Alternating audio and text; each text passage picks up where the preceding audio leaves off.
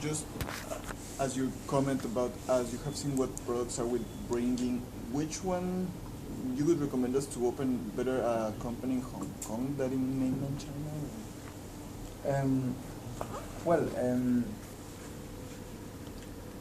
First of all, it's like my first slides. Now, define what is the I don't know, but for example, if we're talking about the selling to China agricultural products, so somehow you are going to talk to big distributors in China, or big manufacturer or processing companies. Yeah, you might not need, for example, importing. You might not need the products here. You might just need to find your potential clients, approach, have people on the ground maybe who look for it, or maybe foreigners coming here, I don't know, 3 times per year for a few weeks. In this case, you might not need an entity in China. If the key is to get the deal and then the client import what he wants and has no problem with that. So you might consider even doing it from Ecuador and send the people time to time. Or, of course, if you don't have a company, it will make sense to open Hong Kong, so you can buy and sell. But then if you need maybe 2-3 people who promote your product, maybe a rep office is enough. You have a rep office in Shanghai, you have 3 people, they go around all year long, and when the deal is made, Hong Kong close the deal with China. But then it depends. Maybe you actually need to sell locally. Maybe because the price somehow are different, or maybe because you don't want to be affected by, I don't know, currency exchange, or maybe because you need to show the product. I don't know, we have clients selling big machineries. So the Chinese, before he buys, want to see, want to try. So you need to have at least a sample in China. Yeah, it really depends on how you want to structure and the resource you might have. If we said before, you might need a showroom, or or maybe, I don't know, if you might need a warehouse, you might need to store the products, or so they're really different stage or different model you might want to use. Okay, another question?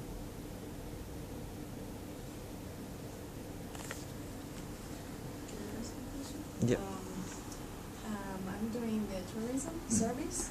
So right now we're thinking maybe the representative office, but in your presentation it means we need to find a parent company outside China. Then we can do it, or not necessary? Well, the thing is this: a rep office is a liaison of an existing company outside. Mm-hmm. So to establish a rep office here, you need to have a headquarters somewhere abroad. Okay, so if we don't have, it is not possible? No. You don't have a company in Ecuador? No. Okay, so if you still want to go with the rep office for some reason, you might consider, for example, establish an Hong Kong name. Because anyway, even if you establish a rep office cannot invoice, cannot do business, so you will need a company to invoice, right? Something that was very common in the past, now it depends. But yeah, in a case like this, you will establish a Hong Kong company which establish a rep office. As I said before, the company must be at least 2 years old before you can establish a rep office. You mean the Hong Kong company? The headquarters. However, you can buy existing company, and they're not usually that expensive. It's just you have those shelf companies that have been registered some time ago, and you can do this, and this will register the rep office. I don't know, but assuming you provide service or you do promotion or whatever you will charge for, it's going to be the Hong Kong company charging, not the rep office.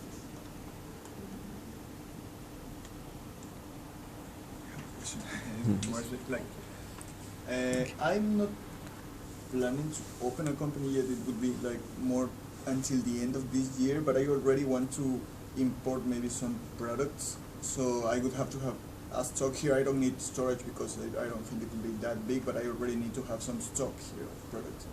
So for that kind of imports, do I need a company or I can make it? How can I do it? Well, we're talking about just importing some products at the name of who? That's exactly what I don't know. No, well, for example, you could find a Chinese trading company, and they will charge you for this, and they import, they do all the process, and maybe they also store it for you. So they will charge you for the importing and for the renting kind of. But then they are the owner, right? They are buying, they're importing, and they are the owner of the product. Be careful, we're not talking about thousands of US worth of things. They are the owner.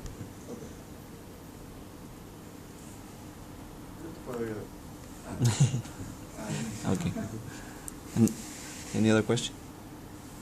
I have a question regarding tourism. Lina and Pedro, who are the entrepreneurs who are going to be working in the tourism sector, we want them to represent 4 of the biggest travel agencies of Ecuador here in China.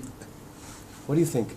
Can they represent 4 of them here, and what should be like the legal structure?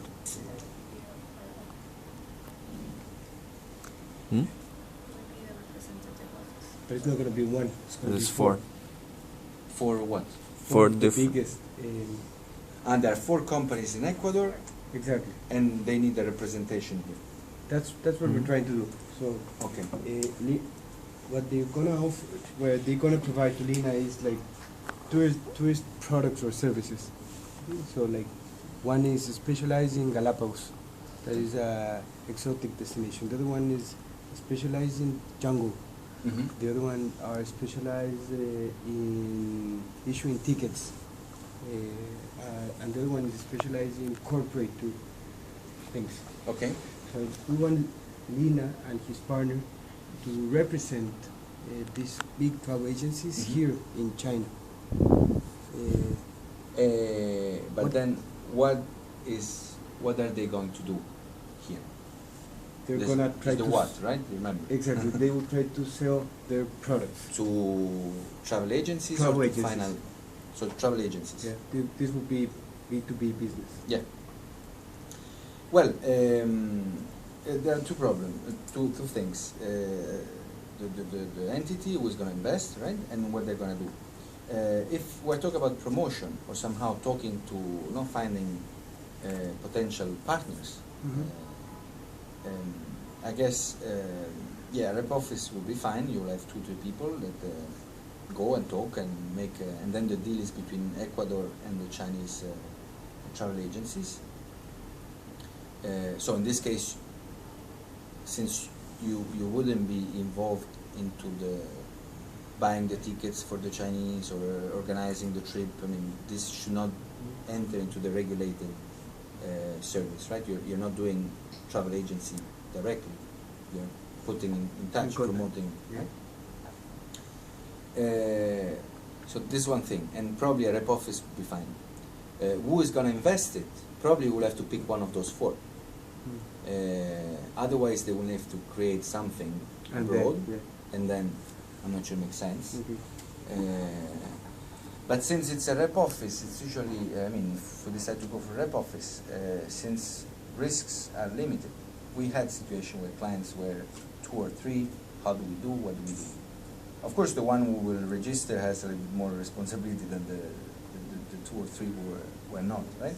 Because somehow you have, you have a chief representative in China, you have so there are some costs involved and so on. But yeah, you might decide to utilize one of the 4, and then figure out how to found the rep office. Okay. Then I'm not sure also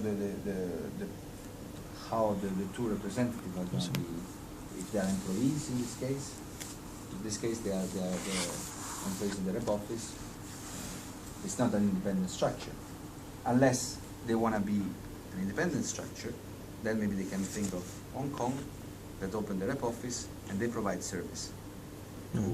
Or Hong Kong Of all provides this service for- to the four in Ecuador. This is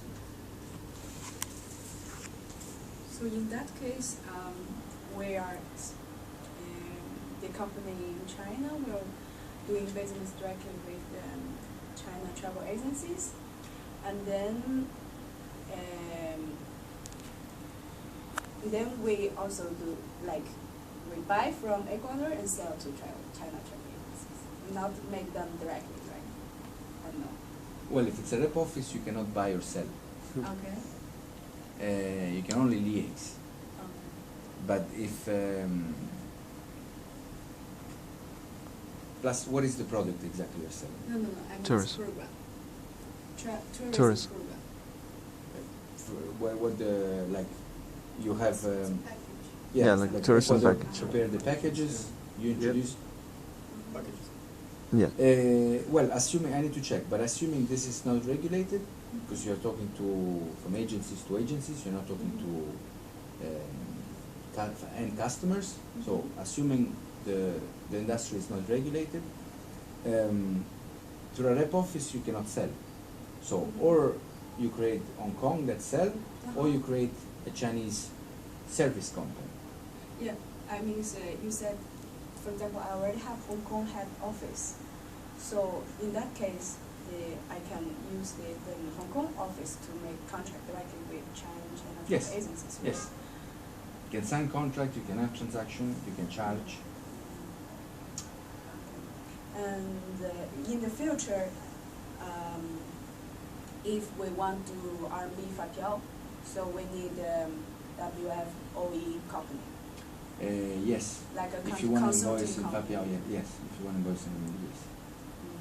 There are some changes going on in Hong Kong. They're allowing to have accounts in RMB, but for transactions it doesn't still.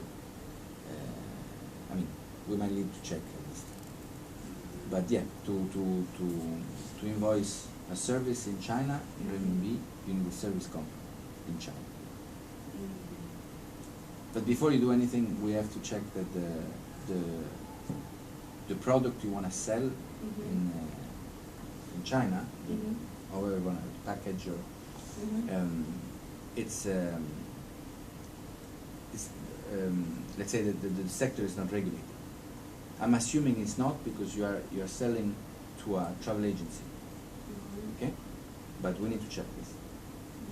I think some also directly to the end user, personal. Then this is still not feasible for foreign companies.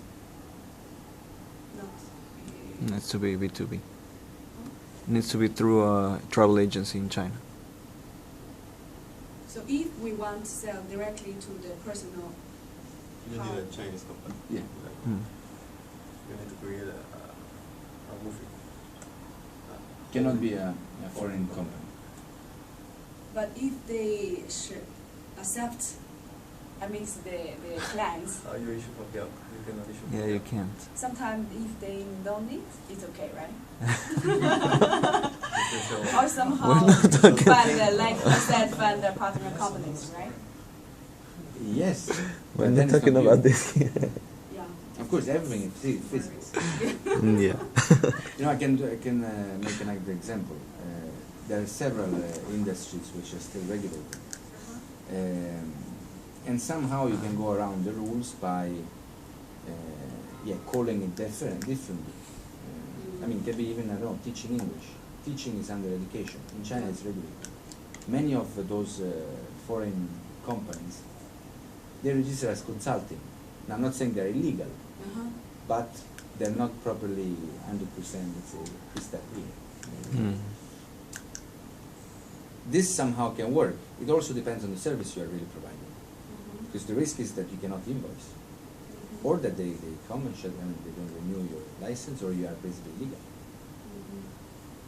Actually, I think right now, like person said, we are very urgent to sell programs, but if we do the way to to make a company in the way you said, it will take time and we don't have fund, money, everything. So now, recently, I think we need more information how to make at least low risk, but doing another way. So that's information I think I really need.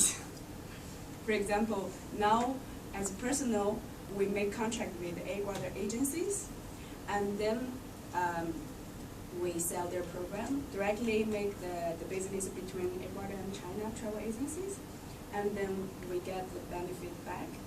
So if we're doing this way, how we can make sure the cash flow, everything goes to us? That's Nothing. a big question, but I'm not sure I have the answer. Yeah, and also we are partners like Chinese and Ecuadorian two people together, not only one people. So how the bank account to do is much depends on trust, or have some way to make it more, how to say. Or you suggest I open a consulting Chinese company. Well, as a Chinese, you can you have a Chinese passport, I guess, right? Yeah, You're yeah. Chinese. Well, a Chinese company can do those things. The only thing is that you will not have a partner to the structure. That's, for example, what many restaurants do. The restaurant is set up as a Chinese company, 100% Chinese. Maybe the foreigner does the management. Then, of course, how this works, that's another story. Because this is not, we don't do this. It's not clear, yeah. It's really not clear, and it's difficult to Depends on the person. You may need to sleep to manage.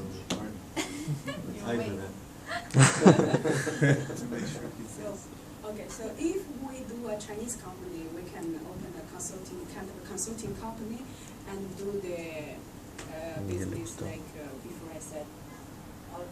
But the You marketing. can sell packages. No, as Okay. a Chinese, you can do that. I can sell directly. Yes. The travel packages. Yes. Are you sure? Well, he's the consultant. I need to look at the product and maybe make some checks. We don't really work with Chinese companies. We mostly focus on foreigners. So I might need to check. But yes, there shouldn't be restriction for Chinese companies on this sector. But in my License, knowledge, maybe. For example, I talked with a travel agency in China.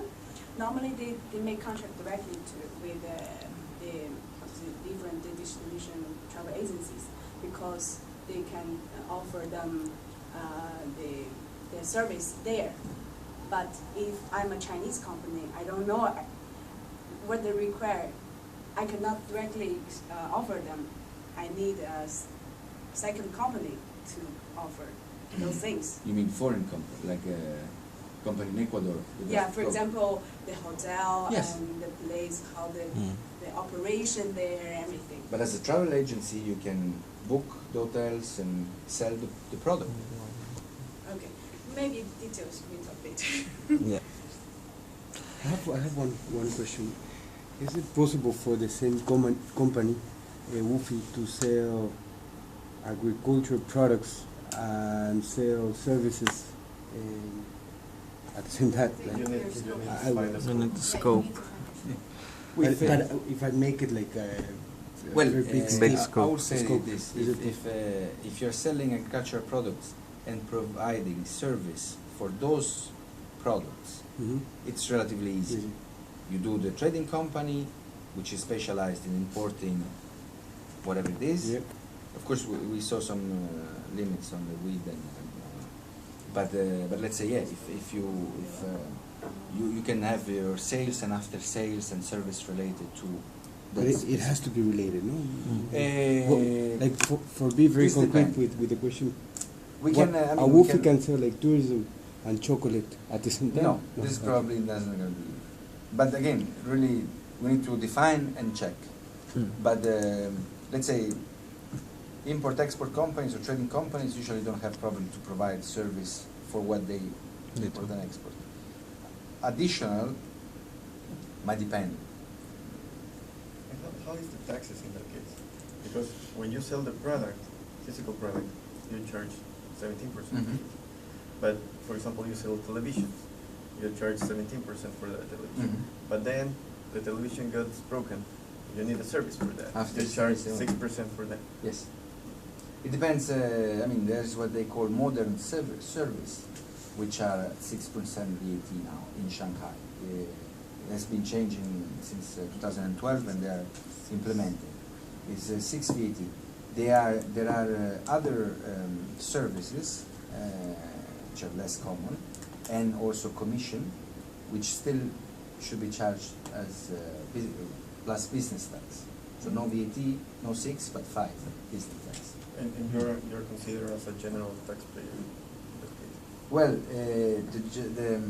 this is something else. The general taxpayer is one of the two status you can have when you charge VAT, right? You have small VAT payer and a general VAT payer. This usually affects more trading. When a new company is established, you are usually born as a small VAT payer. Then, after you reach 800,000 RMB turnovers, sales, you can apply for general VAT payer status. And usually you keep it over time. You expect to reach that every year, so at least. But the difference is that as a small VAT payer, you pay 3% VAT, and it's a cost. You don't get back. For example, you import anything. This you pay your goods. When you import, you have to pay VAT to the customs, and then you sell 3%, and you lose what you put, and right. While when you reach 17, you can offset from VAT out and VAT. That's the main. But what about the services? Services, you should already be able to import 6. This is actually advantage. It's Well, just like in Shanghai. I have another question. You said that the WOFIs, they need a strict definition of the sector and the scope. What about the rep office? Can I do everything with the No. rep office? It's or? limited to the scope of the headquarter. Okay. So in the case we have 4, Mm-hmm. assuming they are all 4 in the same business, at least Mhm. travel agencies related, it should be fine. But if, for example, we have 4 different partners, sectors. one is doing Mhm. furniture, one is doing other things. Mm-hmm. That's complicated. I mean, the thing is, since a rep office is doing liaison office, who really knows? I mean, you don't have invoicing, you don't have, so you might do quality control or going visiting clients, or so it's not easy, sort of, to know if you are visiting furniture supplier or if you are visiting mobile phone supplier, right? So Yeah. still, but in terms of legally speaking, Okay. the scope of the rep office is limited to the scope of the headquarters. So if the headquarters, let's say, is a Hong Kong company, that you say the scope is a little bit more flexible, then Yes. Yes. the rep office will be a Yes. Then flexible you'll have scope. to define more or less the certificates, but it's more flexible. Okay. Any other question? Yes, can I have the PPT later to Of share course. with everyone? I will. Jose will. Yeah. So finally, guys, we want to say thank you for being part of this second workshop that is part of this continuous training program. Rosario, thank you for being here today and sharing your knowledge with us. We believe it's invaluable. Valuable. This is not easy. We're trying to be very innovative, trying to set up companies. We believe in entrepreneurship. Mhm. All these young Ecuadorians and Chinese Ecuadorians have the passion to start their own businesses, and we at the commercial offices are here to help. thank you for sharing your knowledge with us, and hopefully we can keep working on this. No, later on, you guys can contact our friends from Dezan Shira.